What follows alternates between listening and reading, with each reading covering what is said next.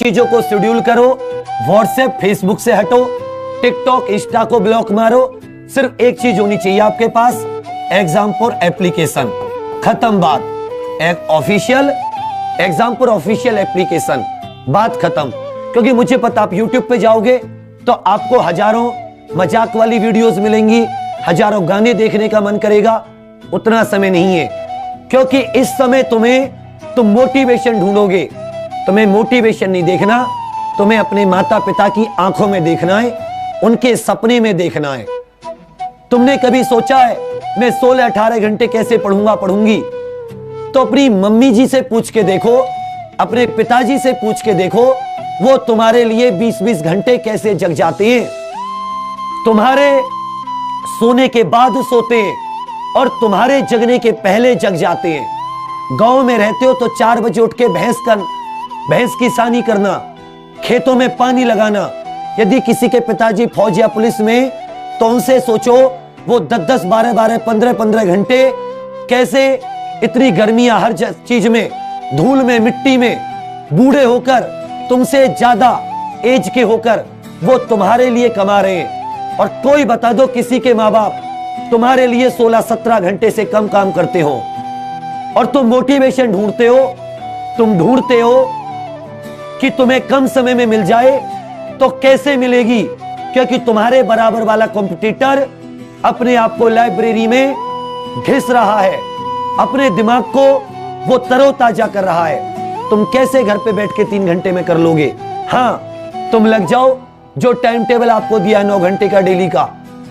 यदि कोई दुनिया की ताकत तुम्हें 350 कम नंबर का पेपर में, उससे एक भी कम नंबर आ जाए 350 से इस बार, तो आप आ जाना पकड़ने।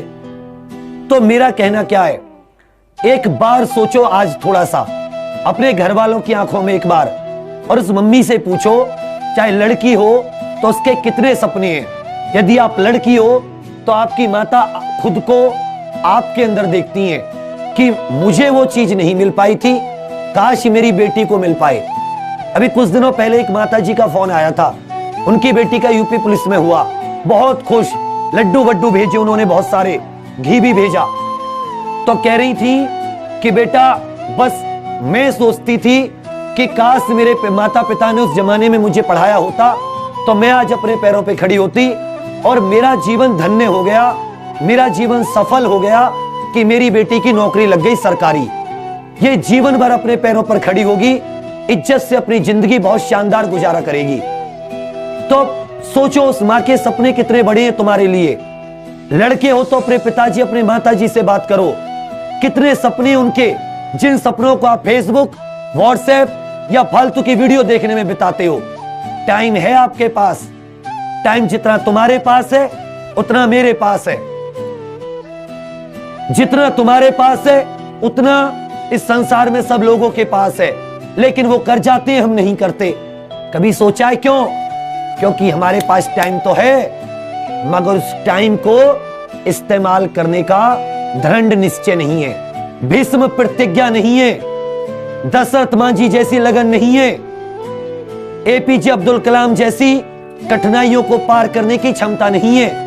कमजोर हैं हम। क्या आप कमजोर हो? क्या कल ये मुंह दिखाओगे मां बाप को कि पढ़ने का मौका आपने दिया, आपने हमें पाल पोस कर बड़ा किया, लेकिन धिक्कार है हम पर, हम पढ़ नहीं पाए, हमने पढ़ाई जैसा आसान काम नहीं किया।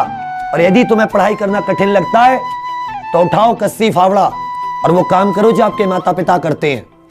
आपको पता चल जाएगा कठिन काम क्या होता है और पढ़ाई करना कितना सरल होता है। तो हुंकार भर दो जीत की।